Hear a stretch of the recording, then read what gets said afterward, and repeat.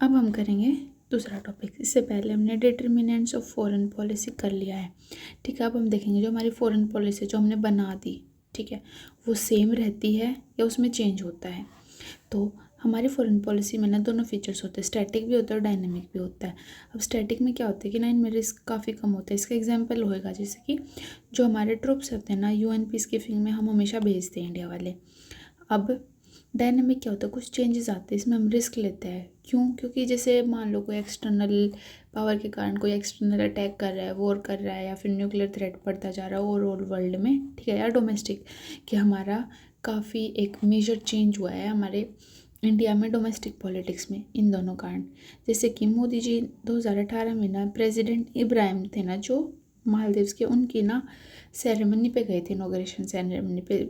इससे पहले बल्कि जब इससे पहला जो प्रेसिडेंट था ना अब्दुल्ला यामीन, इनकी में कोई विजिट ऐसी नहीं हुई थी। अब जो हमारी फॉरेन पॉलिसी है ना वो इवॉल्व की है फेजेस में। तो जो सबसे पहला फेज़ है ना वो 1947 टू 1991 का है।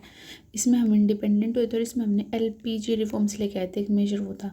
तो इसका कारण क्या था कि हमारा ना पहले बाइपोलर वर्ल्ड था, दो ब्लॉक्स में से चूज़ करना था। लीग ऑफ नेशंस ख़त्म हो गई थी, यूएन आ चुका था। ब्रिटेन वुड्स वाले जो ये थे वर्ल्ड बैंक और आईएमएफ, ये इंस्टीट्यूट थे जो फाइनेंशियल स्ट्रक्चर को मैनेज कर रहे थे। और गेट था जो कि बाद में डब्ल्यूटीओ हो गया था, ठीक है, ये ट्रेड वगैरह को मैनेज कर रहे थे, ठीक है। तो हमने इंडिया ने क्या चूज़ किया ऑप्शन कि नैम को हम फॉलो करेंगे, क्योंकि हमारे यंग नेशन था काफ़ी, 2 सेंचुरी से हम कॉलोनी रहे थे। तो उस पास्ट के कारण हमने नैम चूज़ किया था कि हमें किसी के साथ अलाइन नहीं करना और हमें ना थोड़ा अपना इकोनॉमी सुधारनी है।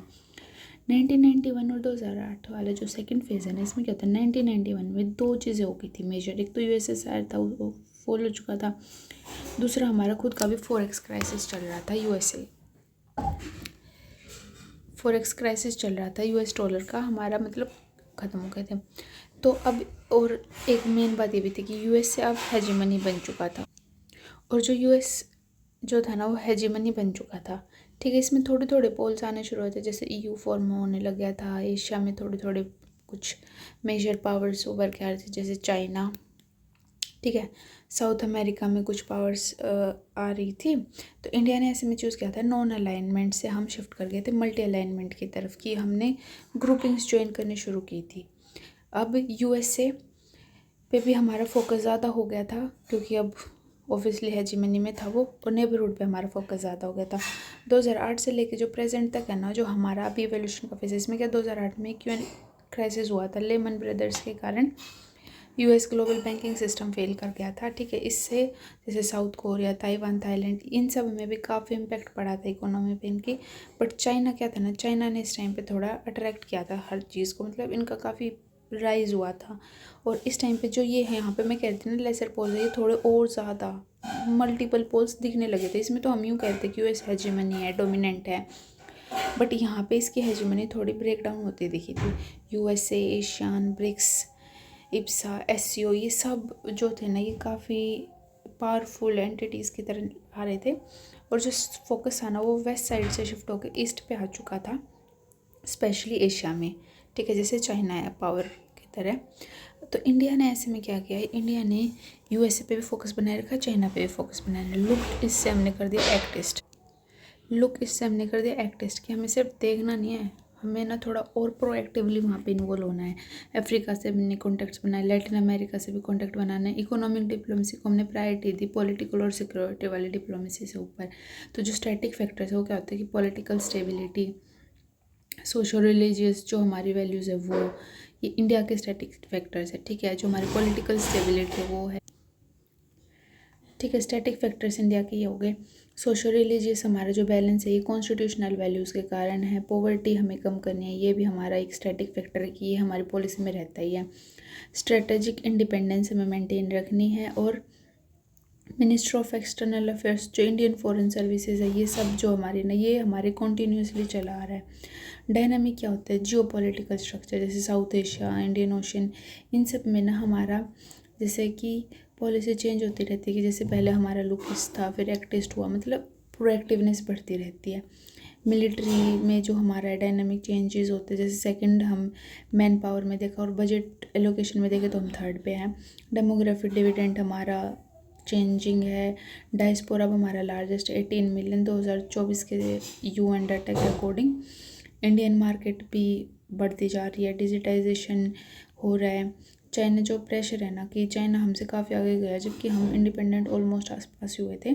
तो जो चाइना का जो प्रेशर है हमें कि हम उसे कैचअप करेंगे वो चीज़, तो ये हमारे डायनेमिक फीचर्स है।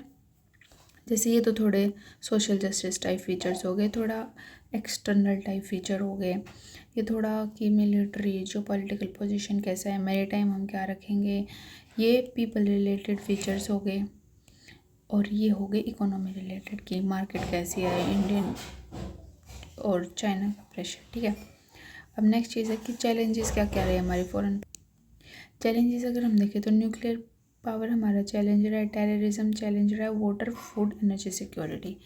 अब जैसे न्यूक्लियर पावर है, US और रशिया का मतलब कहीं कम होता नहीं दिख रहा है, इनके पास ऑलरेडी है। ईरान से भी दिक्कतें आती है क्योंकि ईरान भी ऐसे अपना न्यूक्लियर अर्सनल करना चाह रहे हैं। नॉन स्टेट एक्टर्स के पास न्यूक्लियर पावर ना चले जाए। हमारे जो दोनों नेबर्स है दोनों ही न्यूक्लियर पावर वाले हैं, तो एक न्यूक्लियर डेटरेंट इंडिया को रखना ही पड़ता है। टेररिज्म हमारा प्रॉब्लम है क्योंकि ये ना अकेला कोई सॉल्व नहीं कर सकता, एक इंटरनेशनल इशू है, इंटरनेशनल कोऑपरेशन चाहिए। और एशिया में ना सबसे ज़्यादा टेररिस्ट एक्टिविटीज़ होती है जो हमारी नेबर्स है। फॉर एग्जांपल तालिबान में तो जो अफ़गानिस्तान है ना, वहाँ पे तो तालिबान एक टेररिस्ट ऑर्गेनाइजेशन रूल ही कर रही है और पाकिस्तान क्रॉस बॉर्डर टेररिज्म को सपोर्ट करता है। हालांकि पाकिस्तान में टेररिज्म होने के कारण उनकी इकोनॉमी काफ़ी ख़राब रहती है। वाटर, अब कहते हुए कि वाटर पे फाइट होगी, अब नेक्स्ट हुई तो फूड। अब हमें लगता है कि जैसे क्योंकि जैसे जैसे हम ज़्यादा ओवर यूज़ करते हैं तो प्रोडक्टिविटी कम होती है, तो ये एक एंटिसिपेटेड है कि ना जो फूड की प्रोडक्टिविटी डिक्लाइन हो जाएगी। एनर्जी सिक्योरिटी, जैसे हमारी जो डिपेंडेंस है ना वो हाइड्रोकार्बन्स पे है, कोल पे, क्रूड ऑयल पे, इन सब पे हमारी डिपेंडेंस, ये हमें इसके कारण हमें ना जो ऑयल वो होता है ना हमारे इंपोर्ट करना पड़ता है। तो कई बार प्राइस बढ़ जाएंगे, कई बार अवेलेबिलिटी ही नहीं होगी। हम डिपेंड करते हैं मिडिल ईस्ट पे, ईरान पे, रशिया पे से जब हम ऑयल इंपोर्ट करते हैं तो यूएसए के साथ दिक्कत आती है, वेनेजुला से, ठीक है।